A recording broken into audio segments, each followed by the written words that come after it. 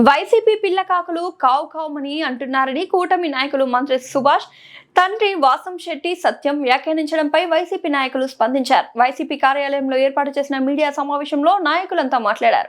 వాసంశెట్టి సత్యం వయసురీత్యా వ్యక్తిగత దూషణలు తగవని YCP incharge Suryaprakash ధ్వజమెత్తారు. నాయకులది కాకుల లాంటి ఐక్యమత్యమని, అది వాస్తవమని వారు వ్యాఖ్యానించారు. కూటమి నాయకులు చెప్పింది బానే ఉందని, అయితే రాష్ట్ర ముఖ్యమంత్రి నారా చంద్రబాబు నాయుడు అదే ప్రకటనను బహిరంగంగా ప్రజలకు తెలిపారా అంటూ మీడియా సమావేశంలో వారు నిలదీశారు.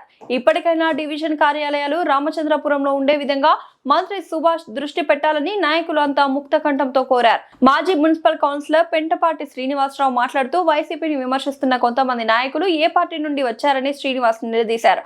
ఒకప్పుడు తెలుగుదేశం పార్టీని, చంద్రబాబు నాయుడిని, పవన్ కళ్యాణ్ ని, జనసేన నాయకులను పక్కన నియోజకవర్గం జనసేన నాయకులను పిలిచి తిట్టిన రోజులు లేవా? ఆ నాయకులంతా ఇప్పుడు ఏం చేస్తున్నారు? చీమలు పెట్టుకున్న పుట్టలోకి పాములు దూరినట్లుగా ఎక్కడ ఏ అధికార పార్టీ ఉంటే అధికార పార్టీలోకి చేరి కష్టపడి పనిచేసిన నాయకులందరినీ బయటకు గెంటేసిన నాయకులు నీతులు చెప్తున్నారని ఆయన అన్నారు.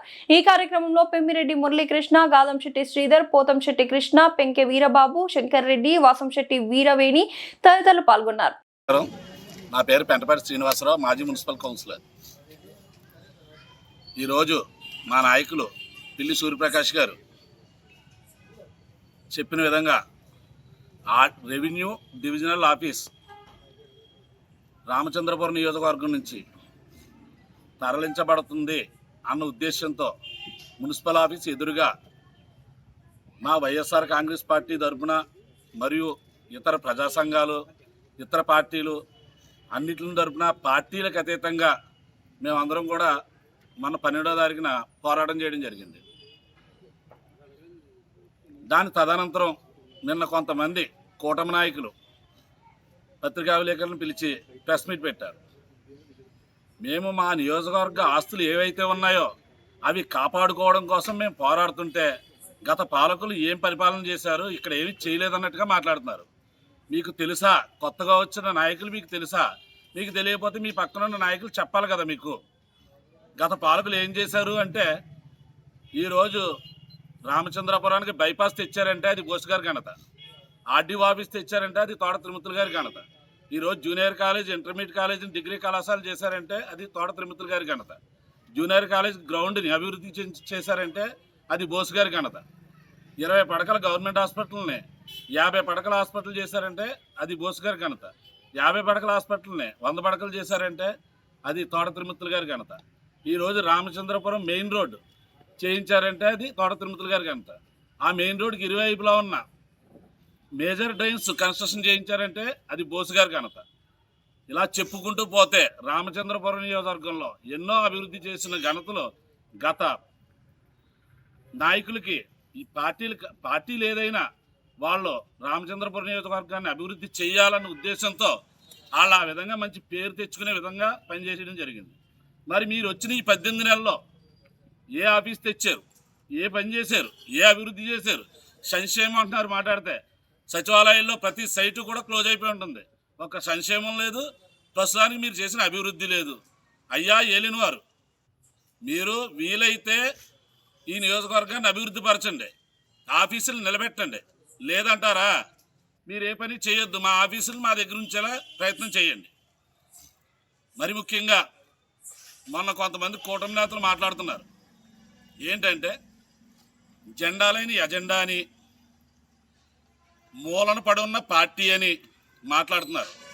ముందుగా వాళ్ళకి తెలియజేయవలసిన విషయం ఏంటంటే, మీరు అసలు ఏ పార్టీలో ఉన్నారు? మీకు అసలు ప్రతిపక్షం అంటే ఏంటో తెలుసా? మీరు గతంలో ఎప్పుడైనా ప్రతిపక్షంలో ఉన్నారా? అధికార పార్టీ ఏ పార్టీ ఉంటే ఆ పార్టీలో దూరేసే మీరు చీమలు అల్లుకున్న పుట్టనే పాము వచ్చి దోచినట్టుగా దాంట్లో దూరేసి, పాపం గత 2019-24 దాకా కష్టపడ్డ తెలుగుదేశం పార్టీ కార్యకర్తలు, 2011 స్థాపించిన జనసేన పార్టీ కార్యకర్తలు 20 సంవత్సరాల నుంచి వాళ్ళు భుజాన్న మోసుకుని పార్టీని కాపాడితే, 2024 ఫిబ్రవరి నెల దాకా ఈ పార్టీలో ఉండి వైఎస్ఆర్ కాంగ్రెస్ పార్టీ ముసుగులో తిరిగి పార్టీని ఎంజాయ్ చేసి ఈరోజు ఆ పార్టీలో దూరి వాళ్ళందరినీ గెంటేసి మరలా ఆ పార్టీకి ఏదో పెద్ద ఉద్ధరించేసే వ్యక్తిలా మాట్లాడుతున్నారు. మీరు మొన్నటిదాకా వైఎస్ఆర్ కాంగ్రెస్ పార్టీలో ఉండి నారా చంద్రబాబు నాయుడు గారిని, లోకేష్ గారిని, పవన్ కళ్యాణ్ గారిని, ఆ పార్టీ జన సైనికుల్ని కార్యకర్తల్ని, నియోజకవర్గ ఇన్ఛార్జీలని, ఇక్కడ సరిపోదన్నట్టుగా పక్క నియోజకవర్గ ఇన్ఛార్జీలను కూడా మీరు విమర్శించారు. దానికి సంబంధించిన వీడియోలన్నీ మా దగ్గర ఉన్నాయి. కానీ ఎందుకులే, రాజ్యాధికారంలో ప్రభుత్వం తప్పు చేస్తే దాన్ని తప్పుని సరిదిద్దుకోవడానికి ప్రతిపక్షం అనేది ఉంటుంది. అది రాజ్యాంగంలో ఉన్నది. దానికి మేము ఇప్పుడు అఖిలపక్ష జేఏసీ పోరాడుతుంది. గత 3-4 నెలలుగా ఒక మున్సిపాలిటీ, 3 మండలాలు ప్రజాప్రతినిధులు అందరూ కాకినాడ జిల్లాలో కలపాలని తీర్మానాలు చేయడం జరిగింది. మరి ప్రస్తుత పాలకులు ఏం చేస్తున్నారు? మీరు అసలు దాన్ని ఊసి ఎప్పుడన్నా ఎత్తారా? పోనీలే, ఆ జిల్లా కూడా ఎప్పుడైనా క్యాబినెట్లో మాట్లాడారా? జిల్లా కూడా వదిలేయండి. ఇప్పుడు ఆ జిల్లా పోవడం వలన మండపేటకు సంబంధించి 3 మండలాలు తూర్పుగోదావరి జిల్లాలో కలుస్తున్నాయి. మరి ఆ 3 మండలాలు పోగా ఇక 2 మండలాలతో ఆర్డీఓ ఆఫీస్ కానీ, సబ్ డివిజన్ ఆఫీసులు కానీ ఎలా మనుగడలో ఉంటాయన్నదే మీకే వదిలేస్తున్నాం. ఒక ఆఫీసు నిర్మించాలంటే ఎన్ని వ్యవస్థలు ఉండాలి? ఒక 2 మండలాలతో RDO office, sub division office continue అవుతాయా? అది మీకు తెలవదా? తిరిగి రివర్స్లో పత్రికా విలేకరులను కాకేసి మా పార్టీని వక్రీకరించడం కాకుండా నిన్న అఖిలపక్ష జేఏసీ నాయకుల్ని కానీ, ప్రజా సంఘాల నాయకులు వచ్చారు, బీజేపీ నాయకులు వచ్చారు. మరి ఆ నాయకుల్ని మీరు ఎందుకు ప్రశ్నించలేకపోతున్నారు? వాళ్ళని ప్రశ్నిస్తే ఇంకా మీకే వదిలేస్తున్నా, మీకులా నేను మాట్లాడలేను. ఈరోజు ఈ ఆర్డీఓ కార్యాలయం వెళ్ళిపోతున్నా అన్నది పిల్లి సూర్యప్రకాష్ గారు, వైఎస్ఆర్ కాంగ్రెస్ పార్టీ మేమో, మా నాయకులువో కాదు చెబుతుంటా. మీ కూటమి ప్రభుత్వంలో ఉన్న నాయకులే మాట్లాడుతున్నారు. రెండోది ప్రజలు మాట్లాడుకుంటున్నారు. RDO office and sub divisional ఆఫీసులు వెళ్ళిపోతున్నాయని. 8వ తారీఖున మేము ప్రెస్ మీట్ పెడితే మీరు 10నో 11నో చంద్రబాబు నాయుడు గారిని కలవడం జరిగింది. అంతకుముందు క్యాబినెట్ సమావేశంలో ఎందుకు మాట్లాడలేదు? మీ నాయకులు దయచేసి ఈ రెవెన్యూ డివిజనల్ ఆఫీసుల్ని, సబ్ డివిజనల్ ఆఫీసుల్ని మేము నిర్మించుకున్నాయి, అవి పాడు చేయకుండా ఇక్కడ ఉంచేలాగా పాలకులు చేస్తారని కోరుకుంటూ నమస్కారం. ఎలక్ట్రానిక్ మీడియా మిత్రులకు అందరికీ కూడా ధన్యవాదాలు తెలియజేసుకుంటూ, మరి ఈ ప్రెస్ మీట్ ముఖ్య ఉద్దేశం ఏమిటంటే, ఆర్డీఓ కార్యాలయం అంటే బలమైన ఆర్డీఓ కార్యాలయం మాకు కావాలి, బలహీనపడ్డ ఆర్డీఓ కార్యాలయం మాకు కాదని చెప్పేసి ఆర్డీఓ ఆఫీస్ని రక్షించుకుందామని చెప్పేసి రామచంద్రపురం నియోజకవర్గంలో ప్రజలందరూ కూడా అందరి మద్దతుతోటి మేము 12వ తారీఖున అఖిలపక్షం ద్వారా మా నిరసన తెలపడం జరిగింది. మరి అంతకుముందు 8వ తారీఖున మన ఇన్ఛార్జి సూర్యప్రకాష్ గారు కానీ, నేను కానీ ప్రెస్ మీట్లో కానీ, వీడియో ముఖంగా కానీ ఆర్డీఓ ఆఫీసు ఇక్కడి నుంచి వెళ్ళిపోతే కనుక మన నియోజకవర్గ ప్రజలకు జరిగే నష్టం గురించి వివరించడం జరిగింది. మేము ఆర్డీఓ ఆఫీస్ గురించి మన 12వ తారీఖున అఖిలపక్ష సమావేశం నిర్వహించి మేము నిరసన కార్యక్రమం చేపడితే, మన్నాడు 13వ తారీఖున తెలుగుదేశం నాయకులు, అదేవిధంగా గౌరవ మంత్రివర్యులు సుభాష్ గారు తండ్రి అయినటువంటి సత్యం గారు కూడా ప్రెస్ మీట్ పెట్టడం జరిగింది 13వ తారీఖుని. మేము ఒకటే చెప్తున్నాం మీకు, మేము ఏదైనా కార్యక్రమాలు చేస్తే మీరు వెంటనే సీన్లోకి వచ్చేసి ప్రెస్ మీట్లు పెట్టడం, మళ్ళీ మీరు ప్రెస్ మీట్లో మమ్మల్ని విమర్శిస్తే మళ్ళీ మేము వెంటనే ప్రెస్ మీట్లు పెట్టడం, మనకంటే రాజకీయాలే కాలక్షేపం. కానీ పత్రికా సోదరులకి చాలా పనులు ఉంటాయి, వాళ్ళందరికీ కూడా వాళ్ళ టైం వేస్ట్ చేస్తున్నాం మనం. ఎందుకంటే మేము, మా ప్రకాష్ గారు చెప్పారు ఇందాక, ఏదైతే ముఖ్యమంత్రి గారు ఈ రాష్ట్ర ప్రభుత్వం ద్వారా జీవో ఇచ్చారో ఆ జీవో ప్రకారం రేపు 27వ తారీఖు వరకు కూడా ఆర్డీఓ కార్యాలయంపై ఈ మండలాలు వేరే దాంట్లో కలపడంపై ఎవరికి అభ్యంతరాలున్నా, ఎవరికి ఇబ్బందులు ఉన్నా తెలియపరచండి అని చెప్పేసి ఒక గెజెట్ నోటిఫికేషన్ ఇస్తే దాన్ని ఆచరించండి. మీ ప్రభుత్వం చెప్పిందే మేము ఆచరించే ప్రతిపక్ష పార్టీగా మేము నా హృదయపూర్వక నమస్కారాలు తెలియజేసుకుంటూ, ఈరోజు ఈ యొక్క ప్రెస్ మీట్ ఏర్పాటు చేయడానికి ముఖ్య కారణం ఏంటంటే, ఈ నెల 12వ తారీఖున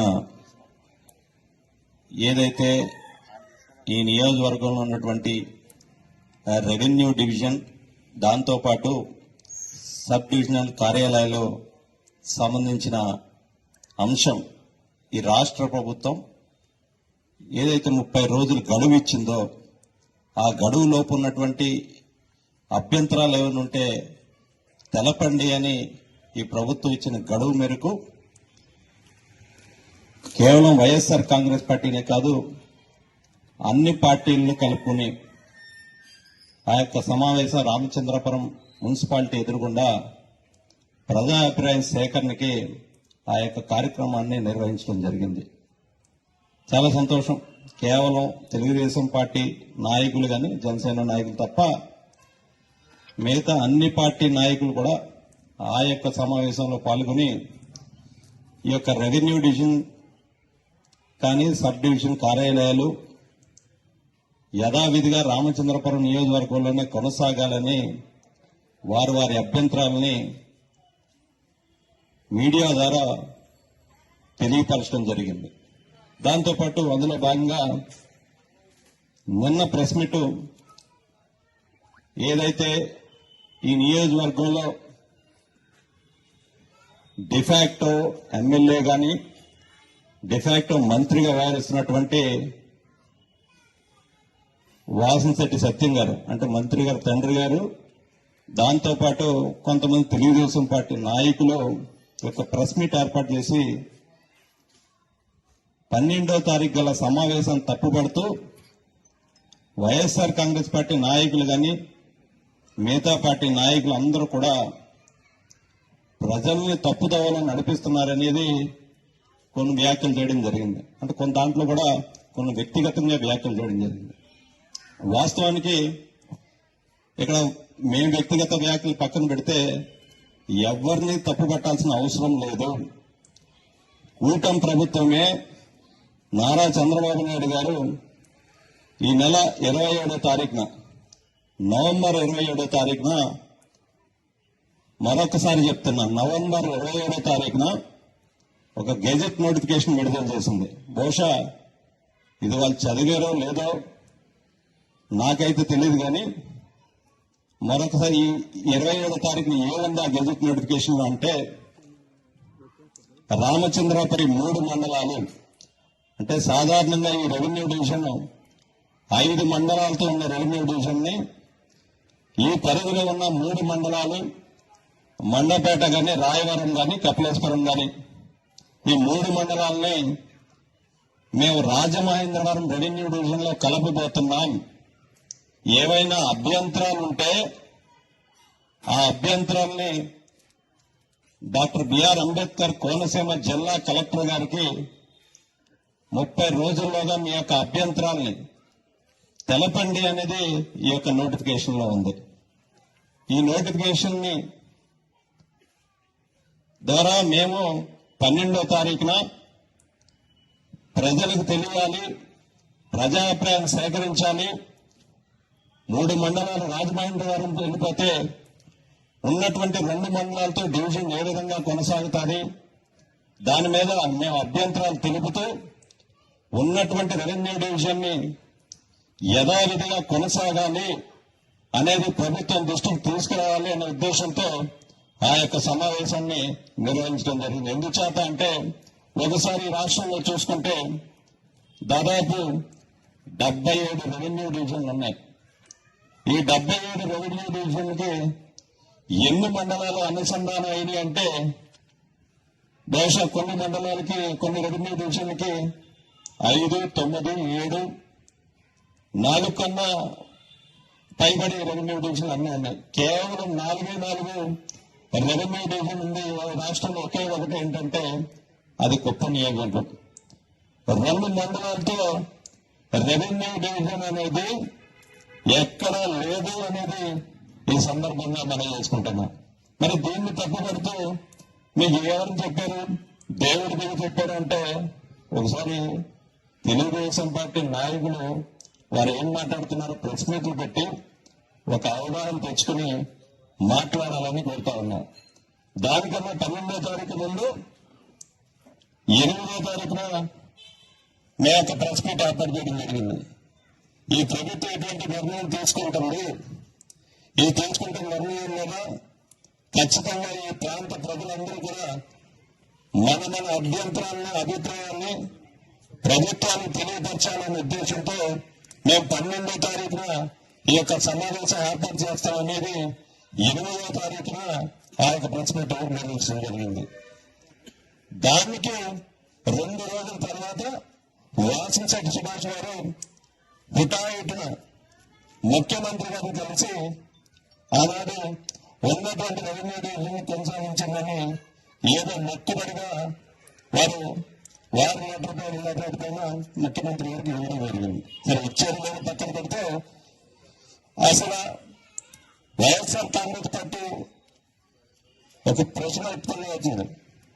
అంటే కేవలం వైఎస్ఆర్ కాంగ్రెస్ పార్టీ అభ్యంతరాలు తెలిపిన తర్వాతే వాసంశెట్టి సుభాష్ గారు ముఖ్యమంత్రి గారికి ఎందుకు ఇవ్వాల్సి వచ్చింది? అంటే క్యాబినెట్ మీటింగ్ అనంతరం ఈ యొక్క గెజిట్ నోటిఫికేషన్ విడుదల చేయడం జరిగింది. అంటే క్యాబినెట్ సమావేశంలో ఉన్నటువంటి మంత్రి గారు ఎందుకు ఈ యొక్క గెజిట్ నోటిఫికేషన్ విడుదల అయ్యేంత వరకు ఎందుకు చూస్తా ఉన్నారు? క్యాబినెట్ మీటింగ్ లో ఎందుకు తన అభ్యంతరాలను ఆనాడు ముఖ్యమంత్రి గారి దగ్గరికి పెట్టలేదు? అంటే కేవలం ప్రజల మధ్య పెట్టడానికే ఒక మొక్కుబడిగా ఈ యొక్క రిప్రజెంటేషన్ ముఖ్యమంత్రి గారికి ఇచ్చారు.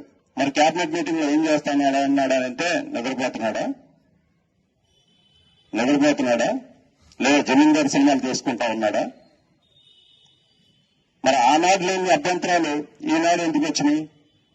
భయపడి తెలుగుదేశం పార్టీ నాయకులు ఏం చెప్తున్నారో మాకు అవగాహన లేదు. ఇక్కడ అప్పటికే మేము పూర్తిగా సబ్జెక్ట్ ఉండే మాట్లాడుతున్నాం.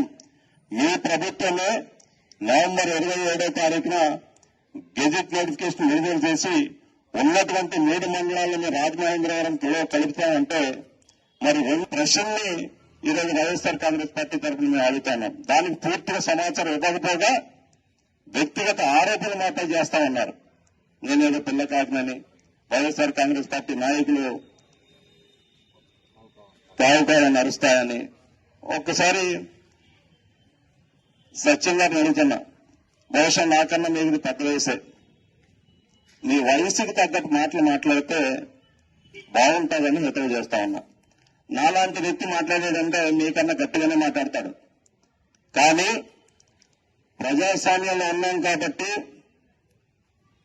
కొంచెం హుందాతనం ప్రవర్తించాలి కాబట్టి కొంచెం ఆచితూచి మాట్లాడుతూ ఉన్నాం. ఏదైనా రెవెన్యూ డివిజన్ పొరపాటును కనుమరుగైంది అంటే ఇక్కడ నేను కాదు, రామచంద్రపురం నియోజకవర్గంలో ప్రజలే మీ దొంగ తీయబోతున్నారు రాబోయే రోజులు. ఆ విషయం కేవలం మీ దొంగ కాదు, జమీందారం చెప్పుకుంటూ తిరుగుతున్న మీ మంత్రి గారి దొంగ కూడా రాబోయే రోజుల్లో రామచంద్రపురం నియోజకవర్గ ప్రజలు తీయబోతున్నారు. ఆ విషయం మీరు గుర్తు పెట్టుకోవాలని సందర్భంగా మనవి చేసుకుంటున్నాం.